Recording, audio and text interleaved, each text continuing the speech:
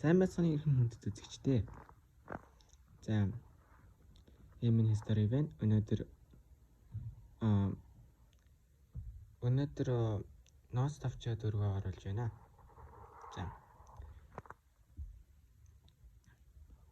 За энэ өнөөдөр бичлэгээр ноц тавчаа Монголын ноц тавчаагийн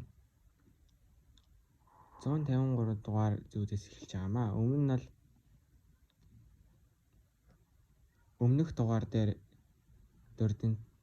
Өмнөх дугаар дээр Махан тойрол дээр л өөрийн хамт явж исэн дүү ноёдуудаа шийтгэж байгаагаар харуулсан шүү дээ. Харин шийтгэж байгаагаар ярьсан шүү дээ. Харин 153 дугаар зүйл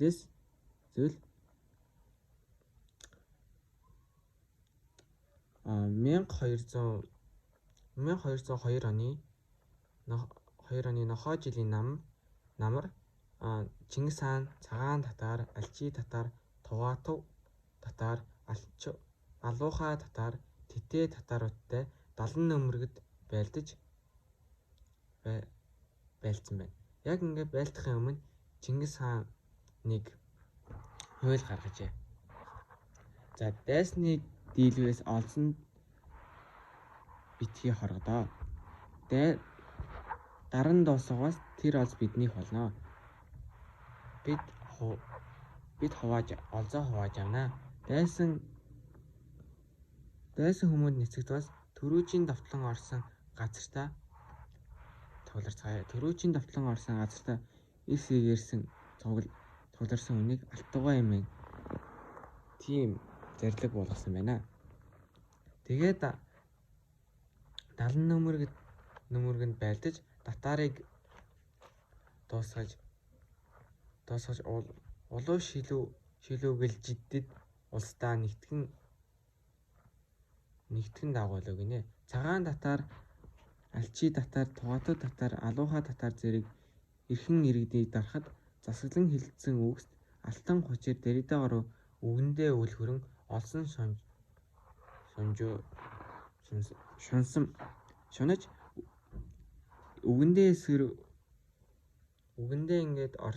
үгэнд орсонгүй зарилгыг дагсангүй юмээ зэв хувлаа хоёрыг илгээж олзсон адуу мал бүгдийг хурааж аваад татарыг ингээд дийлж улс иргэнэ одоо яах вэ гэхэд Чингис хааныг ихийг зохиож ингэж хэлсэн байна. Ихийг дуудаж ингэж хэлсэн байна. Эрт өдрөөс татар иргэн өвгөд эцгийг барсан бүлгээ. Өвгөд эцгийн өшил хөөшиж хясал хасаж цүүнд чацуулж хэдэн алж өгөө. Үлийт ингээд юу ч хөө хийдья. Тэгээ үлдсний боолчдыг зүгт хуваалдыг хэмээн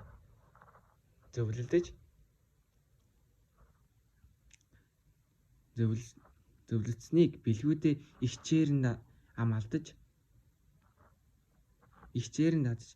ихчээр нь татаруудад хэлсэн байна. Татарууд одоо удахгүй ингээд нэгэнтээ бид нар өгөх юм чинь ханзуутай хотох ханзуулж дэр авч өгье хэмээлдэж бүгдээрээ бэлдсэн байна. Тэгээд татарыг ингээд татартай дахин байлдаж Чингис хаан бас зарлиг болсон байна. Бид ургаараа их хийж барилсныг бэлгүүдээ задралсны тул бидний зэрэг маш их шимшигдваа. Хохирол амсваа. Үүнээс болж их хийж бэлгүүдийг бүү ортогоо. Ихийг бартал гаднах бүхнийг застогоо. Хэрүүл холгаа худлаг үйлснийг засан шийдэх тугай хэмээн тийм зарлиг гаргаад гаргасан юм байна. Тэгээ Чингис хаан Игчээрэнгийн охин Исүүхэн хатан болгож авсан байна. Исүүхэн хатан хаан таалагдаж ийм өгүүлжээ.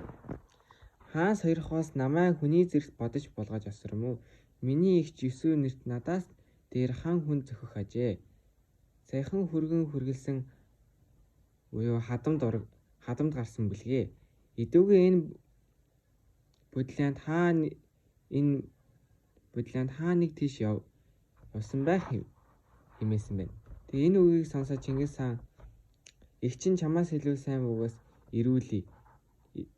Игч ирээс чи ингээд өөрийн хатан судлаа өгөх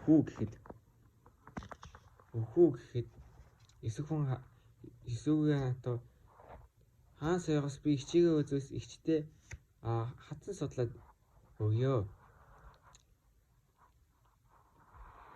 Тэгээ Чингис хаан зэрлэг тунхаглаж үргэнтэйгээ хамт зогтсон нөгөө Есүс хатныг авчирхаар араас нь цэрэг явуулж бариад иржээ. Тэгээд Есүсийн хатан ичээ үзээд өрд өгүүлсэн үгдээ өрөн босч суусан суурьндаа суулгаж өөрөө мөн доор суув гинэ. Есүсийн хатны үг үнэн бол Чингис хаан ойндоо орж Есүс хатныг авч зэрэг хатан болгосон гинэ. Татар иргэнийг эзэлж нэг өдөр Чингис хаан гадаа сууж амарч байхдаа Есүс хатан Есүсийн хатан хоёрын донд сууж ундлан сууж бүхэд Есүс хатан ихэд сүрс алдав гинэ. Санаа алдсан байна. Тэгэхэд Чингис хаан дотроо бодож боорч мухлаа хоёрыг урьж ирүүлж ийм хэлсэн байна. "Та нар энэ цугларсан ард бүхнийг аймаг нь болгохтун. Өөр бусад аймгийн хүний ялган гаргахтун хэмээн зэрлэг болгоод төдий аймагаар нь болгоос нэгэн хөрслөг сайхан залуу хүн аймагаасаа ингэж байв гинэ. Чи юу хүн бүү хэмээн тэр хүн өгүүлээ. Татарын их чээрэнгийн Есүс нэрт охиныг авсан хүргэн хүн бүлгээ би. Дайсанд баригдахаас буруулан явж одоо амгалан болов хэмээн ирж олон хүний дунд танигдахгүй хэмээн бодож явлаа." хэмээн. Энэ үгийг Чингис хаан сонсоод зэрлэг болгож мөнхөө дайсан санаж оорцог болж явжээ. "Идүүгээ юу мэдхээр мэраж ирэв.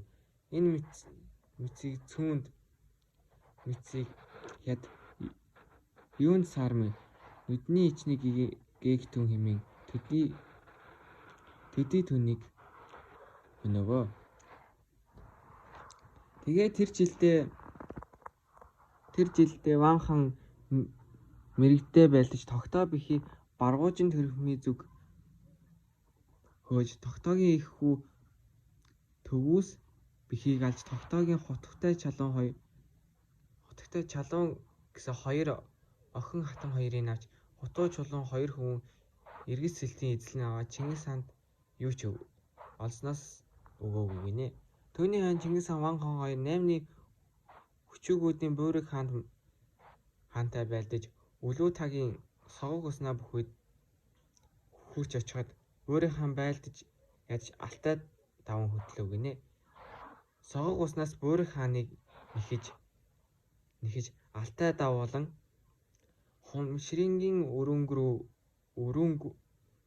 рүү үлдэж явхад Еди Тоблог гэд нэрт ноён харуулд явж байгаад яста хачин нэртэй байна. Еди Тоблог гэдэг нэртэй ноён харуулд явж байгаад Чингис хааны харуулд хөөгдөж уулууд зүхтаах болоход олмон дасаж тэнд баригджээ. Өрөөнг рүү гэдэг газар үлдээд Хишил башийн нурт гүйцэж буйрыг хааныг тэнд зүйл болгосон юм байна. Тэндээс Чингис хаан Ван хоёр буцаж явхад 8-ны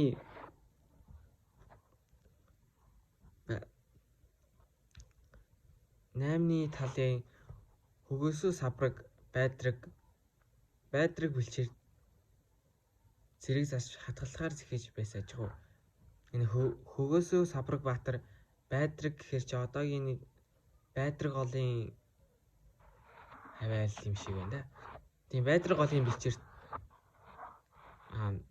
байлтахаар цэрэг засч байлтахаар байсан байжээ. Тэгээ Чингис хаан хоёр байлтын хэмээн цэрэг засч хурж ирээ. Орой оллоо маргааш хатгалтыг хэмээн зэрэгцэн оноо гинэ. Энэ Ван хаан буурин дээр гал төлөж ирэхөө шин хар сүүл голын өөд хөндлөн явжээ. Тэнд Жамуух Ван хаантай хамт хөдөлж явахдаа Ван хаан Жамуух хэлсэн байна. Тэмүүжин анд маань эртнээс 8-тай харилцаатай бүлгээ. Идэвгээ тэр ирсэнгүү. Хан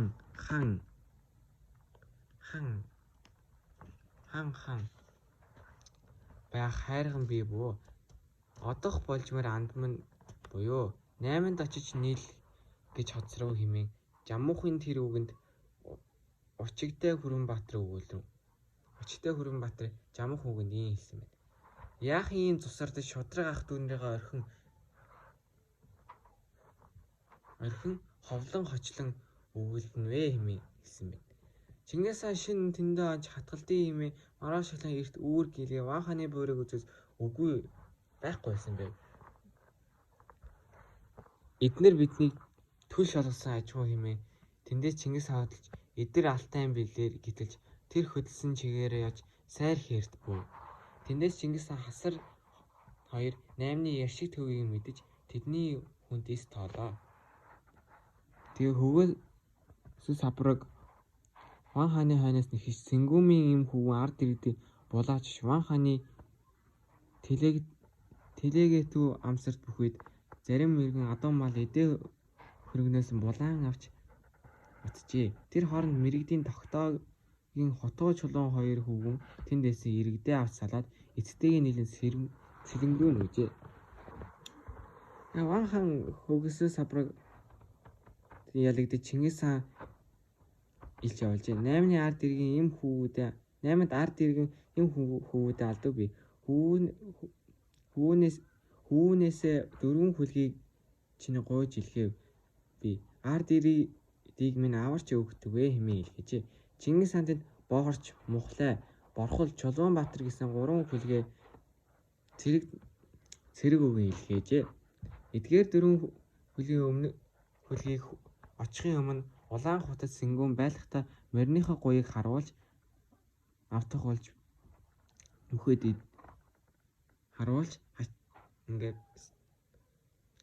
баларж байх үед нь 4 хүлгүүд нь хурж аж ард ирээд имс бүгдийг аварч өгөө. Ван хүн өгүүлрүү. Эрт цаг сайн эцэг тань энэ мэт сарниж байсан улсыг минь аварч өгөө. Эдгөө бас хөвгөн жи сарниж барсан улсыг минь 4 хүлгүүдээ эргүүлж аварч өгөө. Аш хариулахын тэнгэр газрыг ивэл мэдтгвэ хэмэвэ. Ван хаан бас ингэж хэлсэн байна. Есүгэ Баатар анд минь сарнин барсан улсыг минь нэгэндээ аварч өгөө. Тэмүүжин хөвгөн бас сарнсан улсыг минь аварч өгөө. Энэ эцэг хүү хоёр сарнин барсан улсыг над хурааж өгөхдөө хэний өмнө хурааж өгөн зовмэ. Өтлөө би идэвгүй өтөлч намайг тэнгэрт гарваас хөгшрөө би идэвгүй хөгшөрч намайг хаданд гарваас хамаг улсыг минь хэн залгах вэ дүүнэр минь гэхэд ганц хүн минь үгүй элээ. Сэнгүүн би ганц буюу Тэмүүжин өвгөний Сэнгүүний ах олгож 2 хүүтэй болж сэтгэл амарлаа хэмээн Чингис хаантай Ван хаан туулын хаар түнд хурж эцэг хүү хоёр химээлдвэ. Эцэг хүү хоёр химээлсэн ясны эрт эцэг Есүхэ хаан эцэг лүгэ Ван хаан хоёр анд болоцсон яс эцэг хэмэт химээж эцэг хүү химээлсэн ясан тийм гинэ. Ийхүү хэлж олон дайснууд уулгахдаа хамт нэгнээ уулгалъя. Ороогөрөөсийг авлахдаа хамт нэгнээ авлъя хэмээлж Ван хаан Чингис хаан Ван хаан хоёр өгүүлв. Бид хоёр атаархаж шүдэд